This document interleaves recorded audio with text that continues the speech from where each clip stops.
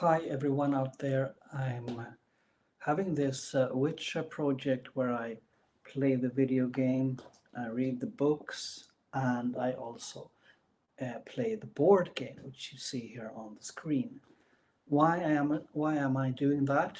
You might ask it because it's because I'm interested in the storytelling. How does storytelling gets affected when it's on screen, like video game, in text, like in the book, and also in the board game.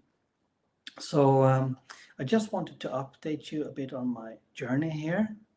Please feel free to comment and ask if there are something you want me to delve deeper into.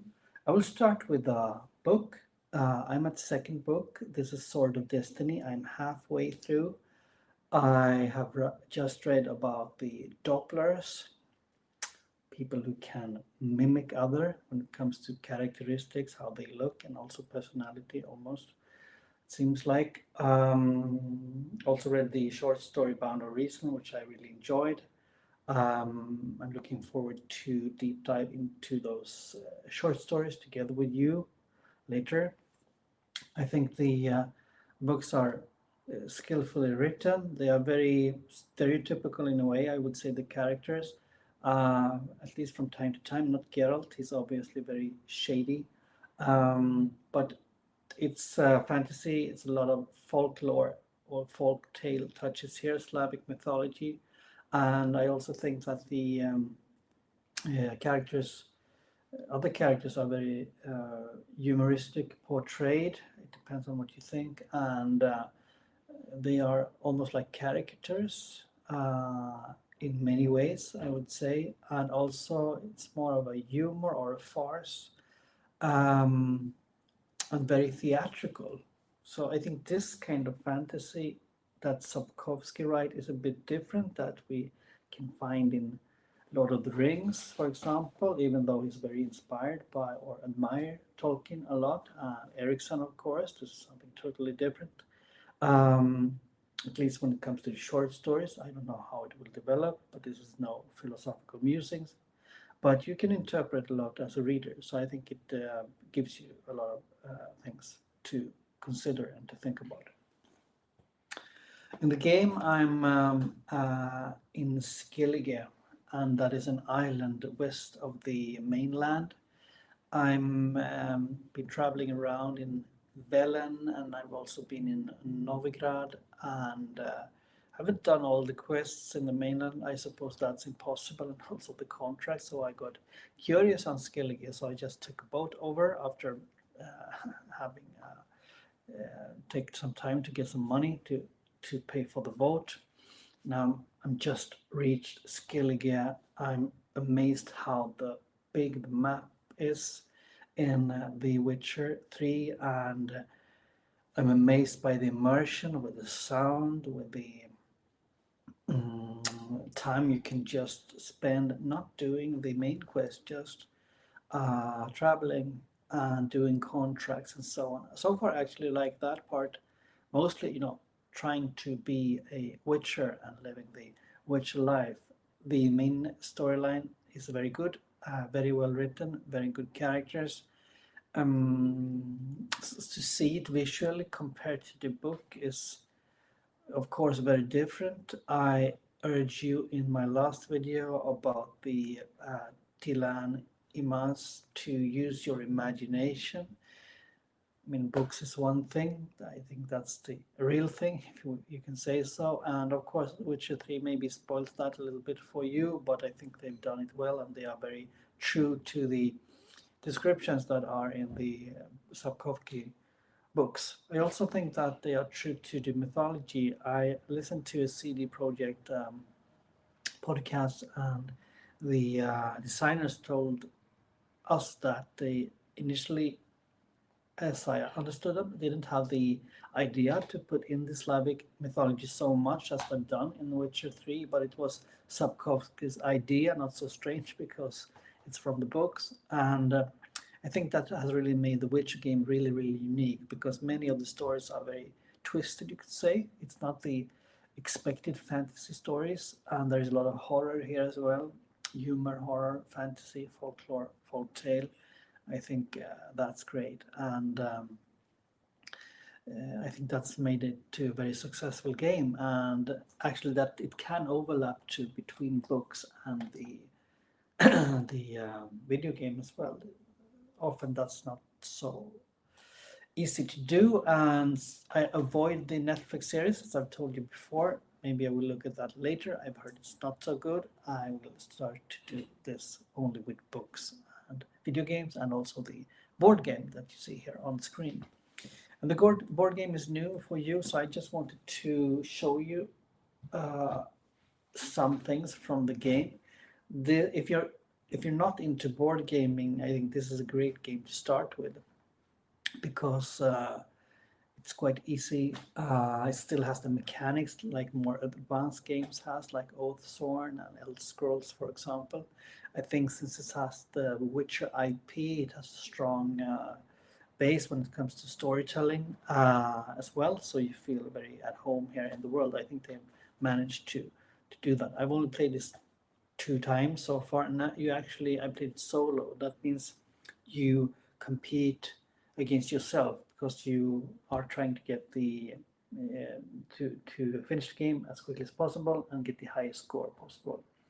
So the idea is that you are in the on the Witcher continent, and you're supposed to kill 3 monsters and also get a trophy. And the trophy is depending on the skills you have. And I want to show you the one player board, how it can look like. So this is a player board, and the names here you can choose for yourself. And as you see, you have different skills over here. You have combat and defense, alchemy, and swordsmanship. For example, you can level up like in the Witch game. You travel to different parts of the map and you level up.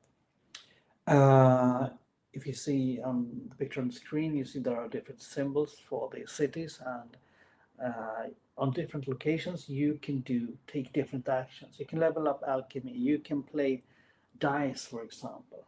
I think that's great that you can play dice. I think I have them here, so sorry for this. You can play dice. If you play more than one player, you can play against your friends. I think that is great. So yeah, here you have the dice. I think you can see them. Yeah, probably there. Everything is made very thematically. I really enjoy that. The game is not so long. It comes with miniatures. And for those of you who have played the game, you will probably recognize. See, yeah, like this. I won't spoil anything. Great quest in Witcher 3, where you meet these strange people. Here we have something in the beginning of Witcher 3. I suppose that's not a spoiler, at least. Maybe it's something else that I don't know. I do like this, so I don't know. Here we are. So a griffin. And then this monster, I'm not sure about what it is, who it is. Maybe you know, don't tell me if it's a spoiler. So there are miniatures you can paint if you are interested to that. You don't need to paint it all. You don't need to have the miniatures, that's some extra. So you can just go with the tokens. A token can look like this. Let's see. Yeah, and they are very scary, the monsters in The Witcher. That's why we need a monster hunter, right? And from storytelling perspective, there are a few things I think is really good. You have the events, and it's you go to the city. You can do location action. As I said, it can be playing dice. It can be leveling up. You can change or trash your cards, for example. You can train your Witcher abilities with the school you belong to. If you're to the Wolf School or the Bear School and so on, you know the schools better than me. And then you have these event cards. This is for the city, and you also have one for the for the wilds, and that looks like this. And if you are totally new to these kind of board games, I think this in these cards is where the story take place. You have because you have this main quest playing solo, 3 monsters killed, and then get a trophy. Similar if you play many players, at least the base game. Then, but that's a competition between all you 2, 3, 4, 5 people who are playing, who gets first to 3 monsters and a trophy. Then you can also duel with each other, against one witcher against another witcher, because every one of you are witchers. I can read this card so you get an idea. Here it says like, by the time you reach the town marketplace, most of the stall owners have already packed up their wares, ready to call it a day. In a corner stall, you find an elderly man who's slow to collect his goods. I'm not going to unpack everything just for you, but have a look at my crossbows. Maybe you'll find something you like. And then you have the ability here to help the man to pack his stall or pay 1 gold to buy a crossbow. Maybe not so exciting it sounds, but you have a lot of these short stories that I think goes well along with the Witcher style and the Witcher lore, and then you can choose here between these two alternatives, A, B, and then you can get a benefit or you can get a punishment almost if you choose the wrong thing. Maybe not in this case because that was obvious, not so difficult. See if I can find another one if you have the time to listen. The woman on the bed is wailing for in pain. Fresh burns on her face look terrible, and it's unlikely she'll ever regain her sight. Her son informs you that the woman isn't from around here. He took her in after she fell the victim of a band of youngsters who came up with a way to kill boredom. They would sneak into the den of an old manticore and collect her venom. Then they would pour the corrosive liquid onto pedestrians. The woman was simply unlucky. Here you can choose to soothe the woman's pain or find out where the woman is from. So I think in the Witcher 3 game as well, you get these opportunities to do a lot of quests, and you can refuse because you don't have the time. For example, I think it's similar here. Actually, the base game is, a competition, especially in solo mode. So I mean, you just compete against yourself. So if you want to take your time, you can walk around here and explore cities and take as much time as you want. Or if you want to compete with yourself and really finish the game quickly, I will show you the scoring system here. That you will explore less, but then you can replay it much more. It's a lot of cards, so you don't need to worry about the game to finish. And then there are expansions which add new rules, new monsters.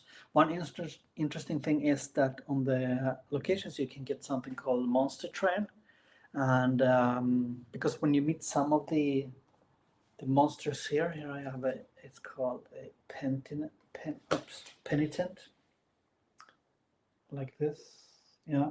And here the card says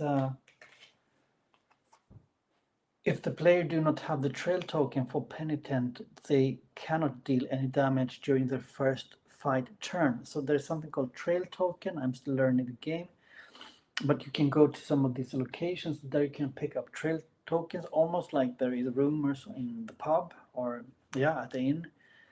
There is a monster roaming around here, so maybe you as a witcher has to help us to kill it. And if you do, you will get a coin, and that coin you can use in these boss fights. You could say there are 3 monster fights in the base game.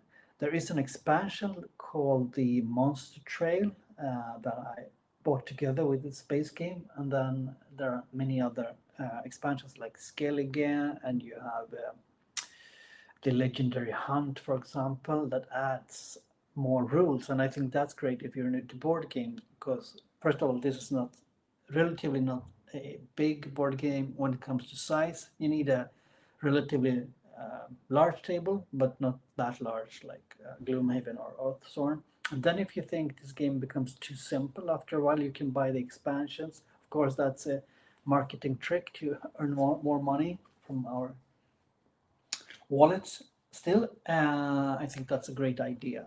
And then you can build up your board gaming skills, and maybe you'll find other games that are exciting. And then you have the events in the wild. Um, these cards, and this card says, "Dusk finds you deep in the wild, and the tracks you have been following for the last few hours stop here. The sun sets, and the area is covered in darkness that's impenetrable to normal eye. You feel that traveling on alone might be dangerous. It's time to rest, but as you look around, you can't be sure if you can make camp in the wild." So here you can try to make camp or try to find the nearest settlement. I won't spoil you the effects, and I don't want to spoil them for me either. You can look at another card, so you get the point. Here is the event in the wilds. The farmer is sitting slouched against the scarecrow's post. He moans in pain. When you approach, he slowly uncovers a nasty wound that's in his side to you. And you can help him dress the wound, follow the tracks of a beast that wounded the farmer. So this will probably lead you to another mini quest, I suppose. I'm playing Elder Scrolls Betrayals of the Second War. That's a Second Era, Betrayals of the Second Era. That is a difficult game. I would not recommend you to start with that. So I think this is a great starting point, especially if you like The Witcher, you're interested in storytelling. I think these cards are very effective for storytelling. And you have these two cards, events and wilds, and then you have quests. And since I'm or other kind of cards where you can find items or anything, or other things. I mean, these cards look like this. So if you take an event card from the Wild and City, they can direct you to these cards. Maybe other things can happen that I don't know yet about. Here's one. You visit the garrison to ask about the brother of a man from the dying village. He is easy to find, but he shakes his head upon hearing of his family's request. He says, "I am a doctor and I follow the army. I can save more lives here than back at the village. I must stay here, but I realize that finding me must have taken effort. How can I thank you?" And here you can ask for potion ingredients, you can ask for medication, sorry. You can also meditate in the game, by the way. I think that's great as being a meditator and a yoga practitioner myself. Of course, that happens in the games. I haven't yet encountered it in the books, but maybe that will come. I really urge you to meditate if you haven't started. It's a great way of achieving a lot of free space in the brain and a lot of good sensations in general. And what can I say more? Maybe I should ask you rather, what would you know more about this overlap? I think this board game makes it great. I think the board game, I think I have to do it like that. So this, you see the picture. The board game is beautiful, and you have these beautiful tokens. I think if you're really into, these kind of things, artwork. This is artwork, by the way, of course. Like here, maybe it's clear for you. Maybe it didn't become clear at all for you. Still, this is great. You also counter rounds, right? So yeah, I want to show you the scoring. This is the rule book. If you like rules, it's great. Yeah, for storytelling purpose, you have these chronicles, and this is a forward to the chronicles of Benno Cobart, a traveler and explorer. Do you want to know a secret about the world, dear reader? It's as nasty as a bucket of swill spilled on horse shit, and it doesn't take great mind or distant travels to know it for what it is, and so on. So you can read here from a someone who writes about this board game story, more or less. Board game stories are never, that deep as a book or a video game, but still it serves a purpose because I think you create the story with the board game, especially if you play with others, but also if you play solo. I play with others. We have a playing group, but we, like maybe many of you, we have family and everything, so it's difficult to find time, but we have a passion for playing board games, games, all kind of games, I would say. Um, the game is quite repetitive, but I enjoy that because when you come home from a hard day's work, it's nice to just go into something that you recognize. And yeah, the scoring system. Yeah, you have the dice poker. I think that's great here. It's like Yahtzee. I'm not sure if you say so in English. And then you have the scoring system. I wanted you to see that. So here are the quicker you do it, the better. But you can still play this slow if you want and really explore all the events and all things like that. There are hundreds of cards, so you don't need to worry about just playing it for one or two times and then it's over. No, it's not like that. You can play it for many times. I will also put a lot of effort in painting these very beautiful witches, 4 of them, and you can add more if you want to. I think these playing boards are beautiful. I think these pictures also tells us a story. Um, so storytelling can be made, with words, with pictures, with a lot of things, like the Lascaux caves, for example, where there were these uh, easily painted figures. Here in Europe, for example, it was no fancy art there. Still, it told us a story, and still we remember those stories, it seems like. So, a kind of Witcher rant, Witcher project rant, everything will come down into more videos, more reflections, some analysis, and hopefully maybe discussions with you. I'll continue having Witcher discussions with Rick, who visited the channel here later in September. So I'm looking forward to that. If you want to add your Witcher perspectives, have you played the board game? Have you played all these 3 board game, video game, and read the books? Do you think the board game really lives up to the Witcher hype or not? Mm. There's coming another board game, Witcher: The Legacy. It's in production. It's more like the campaign games of Gloomhaven and Oathsworn, if you know what them. Those are big games, nothing to recommend, and they are very, very time consuming. This game too is a bit time consuming, but if you have an evening free or a Sunday afternoon free, you can play it. Might take an hour or 1.5 hour, maybe less if you play solo, I think. And if you play with friends, it can take longer times because you want to